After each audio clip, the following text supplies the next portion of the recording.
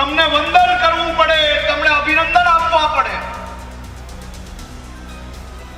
સાહેબ, તમે સૌ લોકોએ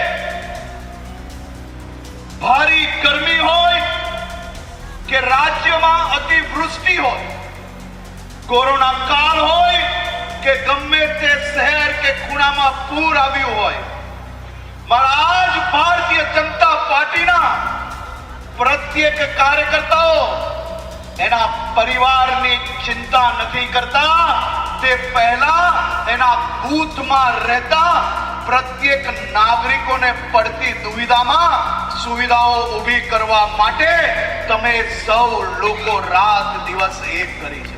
તો આખા રાજ્યની અંદર 15 મહાનગરપાલિકામાંથી 15 ની અંદર એ ભારતીય જનતા પાર્ટીનો ભવ્યથી ભવ્ય વિજય થયો છે। 100% વિજય આ મહાનગરપાલિકામાં થયો છે।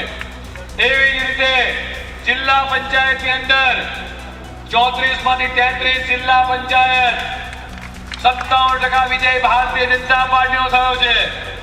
એવી જ રીતે આખા રાજ્યની નગરપાલિકાઓમાં 84 નગરપાલિકામાંથી 76 નગરપાલિકામાં એ ભવ્યથી ભવ્ય વિજય ભારતીય જનતા પાર્ટીનો થયો છે। આ ચૂંટણીઓ માટેની દરેક સભાને આપણે વિકાસ સંકલ્પ સભાની ઓળખ આપી હતી।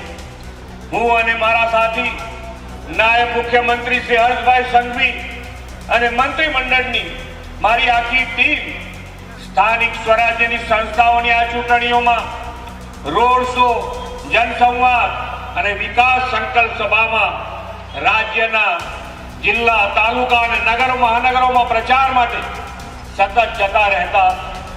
રાજ્યના ખૂણે ખૂણે લોકોનો મિજાજ સ્પષ્ટ દેખાતો હતો કે ચૂંટણીના મતદાન પહેલાથી ભારતીય જનતા પાર્ટીને વિજય આપવાનો તેમણે સંકલ્પ કરી લીધો હતો।